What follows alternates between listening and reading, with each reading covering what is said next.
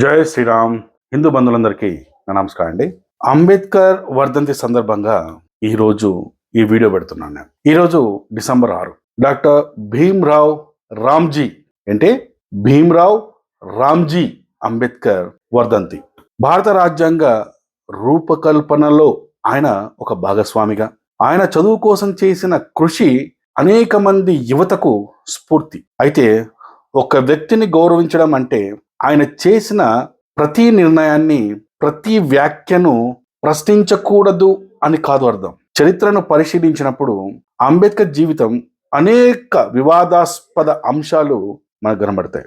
పరస్పర విరుద్ధ వ్యాఖ్యలు, దేశ రాజకీయాలకు భిన్నంగా ఉన్న అంబేద్కర్ వ్యాఖ్యలు కనిపిస్తాయి. ఇవన్నీ ఆయన స్వయంగా రాసుకున్న పుస్తకాలలో, ప్రసంగాలలో మరియు రాజ్యాంగ సభలో జరిగిన చర్చల్లో నమోదైన విషయాలే.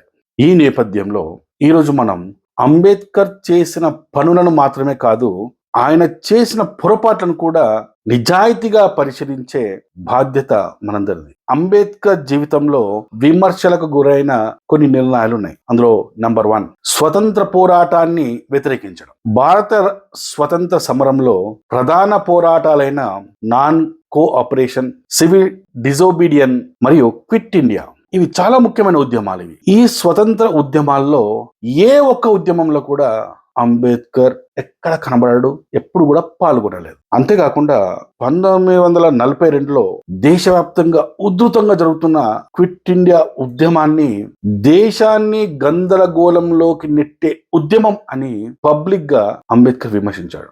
దేశ ప్రజలందరూ దేశ స్వాతంత్రం కోసం పోరాడుతుంటే అంబేద్కర్ బ్రిటిష్ ప్రభుత్వంలో చేరి మంత్రిగా పనిచేస్తూ దేశానికి వ్యతిరేకంగా, దేశ ప్రజల ఉద్యమాలకు వ్యతిరేకంగా మాట్లాడిన మాటలు, పనిచేసిన సందర్భాలు కూడా చారిత్రాత్మక ఆధారాలు మనకు కనబడతాయి. 2, విభజించు పాలించు అనే బ్రిటిష్ సూత్రానికి అంబేద్కర్ మద్దతు. 1932లో అంబేద్కర్ బ్రిటిషుతో కలిసి సపరేట్ ఎలక్టోరేట్ అనే ఒక డిమాండ్ తీసుకొచ్చాడు. ఈ డిమాండ్ ఎంత ప్రమాదకరమైనది అంటే, ఈ డిమాండ్ వల్ల దేశంలోని మతాలు మరియు కులాలు శాశ్వతంగా విభజించబడే ప్రమాదంలోకి బ్రిటిష్ వారి భాగస్వామ్యంతో అంబేద్కర్ కుట్ర చేయడం జరిగింది. అప్పుడు గాంధీ మరియు ఇతర జాతీయ నాయకులందరూ దీన్ని వ్యతిరేకించారు. ఈ నిర్ణయం అంబేద్కర్ రాజకీయ జీవితంలో అత్యంత వివాదాస్పద అంశాలలో ఒకటి. 3, రాజ్యాంగంపై చేసిన తీవ్రమైన వ్యాఖ్యలు. అంబేద్కర్ స్వయంగా రాజ్యాంగంపై ఎన్నోసార్లు అసంతృప్తిని వ్యక్తం చేసేవాడు. I shall be the first person to bond the constitution. ఈ రాజ్యాంగం నేటి సమాజానికి పనికిరాదు, దీన్ని కాల్చే వాళ్ళలో మొదటి వ్యక్తి నేనే ఉంటాను అని చెప్పేసి అంబేద్కర్ భారత రాజ్యాంగాన్ని కాల్చాలి అనే ఒక ఉన్మాదమైన మాటలు మాట్లాడాను. అంబేద్కర్ జీవితం మొత్తం ఇలాగే ఉంటుంది. తనకి ఇష్టం లేకపోతే కాల్చేయడమే అన్నమాట.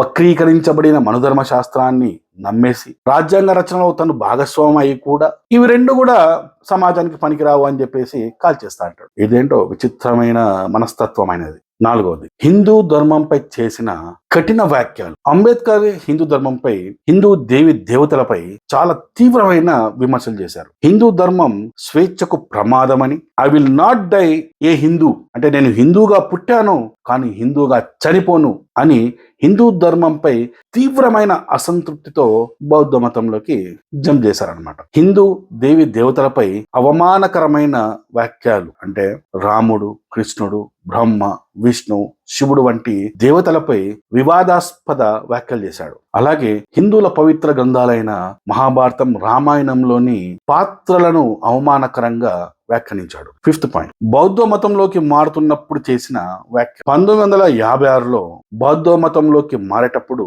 అంబేద్కర్ హిందూ దేవతలను నమ్మను, హిందూ ధర్మం భారతదేశానికి భారం అని తన బుర్రకు తోచినట్టు పిచ్చి పిచ్చి స్టేట్మెంట్ చేశాడు. రాజ్యాంగ రచనలో ఒక భాగస్వామిగా ఉన్న అంబేద్కర్ రాజ్యాంగంలో ఇతర మతాలను దూషించొద్దు అని, ఇతర దేవి దేవతలను అవమానకరంగా కామెంట్ చేయకూడదు లేక వ్యాఖ్యానించకూడదు అనే రాజ్యాంగ నియమాలను తుంగలో తొక్కి రాజ్యాంగాన్ని అవమానించిన మొదటి వ్యక్తి అంబేద్కర్. నియమాలు పెడతాము కానీ మేము వాటిని పాటించము, నీతులు ఎదుటి వాళ్ళకి చెప్తాము కానీ నేను పాటించను అనే విధంగా అంబేద్కర్ ప్రవర్తన విచిత్రంగా ఉండేది. కానీ ఒక్క విషయం ఏంటంటే, అంబేద్కర్ చదువు పట్ల ఆయన చూపిన పట్టుదల, తన కులం కోసం చేసిన పోరాటం, ఈ విషయాలలో ఆయనను గౌరవించదగ్గ విషయాలే అయినప్పటికీ ఆయన చేసిన రాజకీయ పొరపాట్లు, దేశ స్వతంత్ర పోరాటానికి దూరంగా ఉండడం, హిందూ సాంప్రదాయాలపై తీవ్రమైన దాడులు, రాజ్యాంగంపై చేసిన ఆగ్రహ వ్యాఖ్యలు, ఇలాంటి